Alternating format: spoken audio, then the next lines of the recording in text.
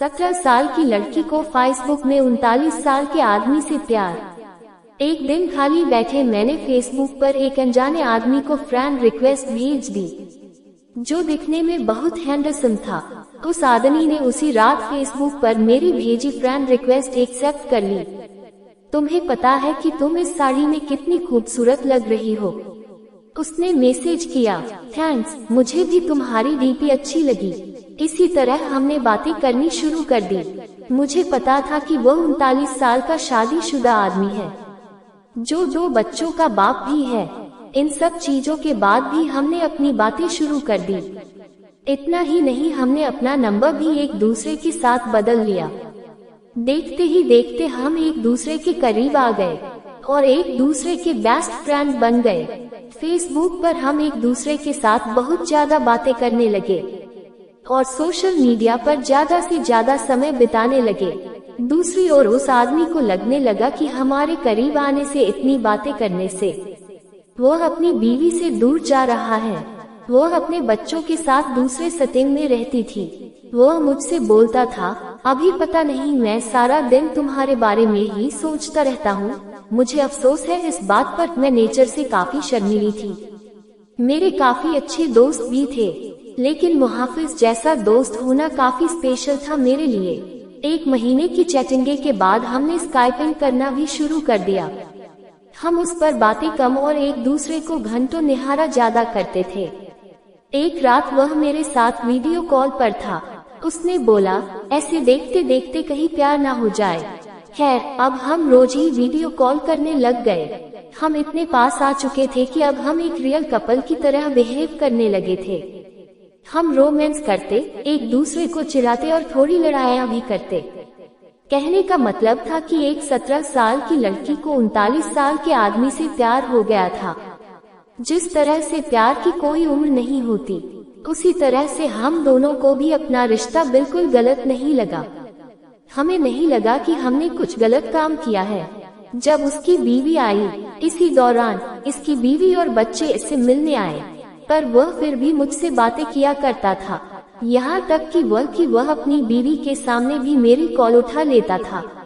उसी दौरान उसकी बीवी उस पर शक करने लगी, क्योंकि अब वह पहले जैसा बिल्कुल भी नहीं रहा। एक रात की बात थी, जब ये दोनों बेड पर सेक्स के लिए गए। तभी इनके फोन पर मैंने मैसेज और अपनी फोटो भेजी। इनकी वाइफ ने उठकर फोन जैसे ही खोला, मेरी फोटो उन्हें दिखी। उसकी वाइफ ने कोई रिएक्शन नहीं दिया, बस मुहाफिज को जोर का थप्पड़ मारा और रोने लगी। 3 दिनों के बाद वह घर छोड़कर चली गई। मुझे उसकी वाइफ के लिए काफी बुरा लगा, इसलिए मैंने उससे कई दिनों तक बातचीत बंद कर दी। उसकी वाइफ के जाने के बाद हम फिर से मिले और हमने लॉन्ग ड्राइव पर जाने का प्लान बनाया। जब उसने मुझे प्रपोज किया, उसी शाम उसने मुझे प्रपोज किया। मुझे सिर्फ तुम ही चाहिए और कुछ नहीं। अपनी जवानी में मैं काफी सारी लड़कियों से मिला, पर तुम ही एक ऐसी लड़की हो जिसने मेरा दिल चुराया है। वहाँ कुछ देर के लिए शांति छा गई। फिर उसने मुझे आई लव यू बोला।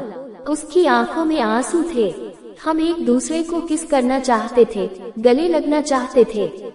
मैं तुम्हें ब्लॉक कर रहा हूँ। दूसरे दिन मुझे एक मैसेज मिला, जिसमें उसने लिखा था, हे डार्लिंग, आई लव यू, लेकिन मेरा परिवार भी है, मेरी कुछ ड्यूटीज भी हैं। यह मेरा तुमको आखिरी मैसेज है। मुझे प्लीज कॉल या टेक्स्ट मत करना। मैं तुम्हें ब्लॉक कर रहा हूँ। मुझे ऐसा लगा कि मानो मैं शादी के बाद विधवा बन गई हूँ। मैं बुरी तरह से टूट चुकी थी, काफी परेशान थी। फिर लौटा वो मेरी जिंदगी में। 3 महीने बीत जाने के बाद मैं एक लड़के के साथ रिलेशनशिप में आई। एक दिन मेरे पास किसी दूसरे नंबर से मुहाफिज का मैसेज आया, बानी, इज दैट यू? प्लीज मेरी लाइफ में दोबारा वापस आ जाओ, मैं तुम्हारे बिना नहीं रह सकता। मैं समझ गई कि यह उसी का नंबर है और फूट फूट कर रोने लगी। 1 घंटे की चैटिंग के बाद मेरा दिल फिर से पिघलने लगा। मेरे बॉयफ्रेंड को इन सब चीजों के बारे में कुछ नहीं पता था। मैंने उससे सब कुछ छुपा कर रखा था। मैंने उस पूरी रात केवल मुहाफिज से बातें की। उसने मुझे घर पर लंच के लिए बुलाया। एक दिन मुहाफिज ने मुझे अपने घर पर लंच के लिए बुलाया था। मैंने हाँ कर दी और चली गई। घर जाकर मैंने देखा कि वह खाली था और वहाँ केवल मुहाफिज के कोई नहीं था। उसने मुझे अंदर बुलाकर फ्रेश होने के लिए बुलाया। उसने ढेर सारी बातें की और खाने की टेबल सजाई। मेरे लिए यह सब नया था। मैं केवल इधर उधर देख रही थी। तभी अचानक मैं जैसे ही पीछे मुड़ी, उसके होंठ मेरे होंठों पर थे। हम एक दूसरे को किस करने लगे। मैं भूल गई वह कौन है और मेरी उम्र कितनी है। वो पहला टाइम था जब मैं किसी के साथ सेक्स कर रही थी, वो भी ये जाने कि हमने प्रोटेक्शन ली है या नहीं। तभी मुझे दर्द का एहसास हुआ और मैंने अपनी वर्जिनिटी उसे दे दी जिससे मैं बेहद प्यार करती थी। मैं उसी दर्द भरी हालत में घर वापस आ गई। दूसरे दिन मुझे काफी अच्छा महसूस हो रहा था। अब मुझे पूरी तरह से एहसास हो चुका था कि वह मुझे कभी नहीं छोड़ेगा। प्यार का एहसास हुआ। अब मैं प्यार पाने के लिए इतनी ज्यादा एक्साइटेड नहीं थी। वर्जिनिटी खोने के बाद मेरी सोच काफी बदल गई। मैं एक औरत बन चुकी थी। उस दिन मुझे पता चल चुका था कि प्यार का असली मायना क्या होता है। एक दिन मैंने अपनी फीलिंग्स के बारे में मुहाफिज को बताया और बोला कि मुझे हमेशा के लिए छोड़ दे। उसने कहा कि कोशिश करेगा। धीरे धीरे मुहाफिज का नाम मेरी जिंदगी से मिटता चला गया। मैंने उसका नंबर डिलीट कर दिया और उसने भी मुझे ब्लॉक कर दिया। मैंने फिर उसे कभी ट्रेस करने की नहीं सोची, लेकिन उसकी यादें आज भी मुझे डराती हैं। मैं खुश थी कि मैं इस अजीब से लगने वाले रिश्ते से बाहर आ गई, लेकिन आज भी वह आदमी मेरा पहला प्यार रहेगा। मैं भगवान से दुआ मांगती हूँ कि मुझे जब भी कोई दे तो वह एकदम मुहाफिज जैसा हो।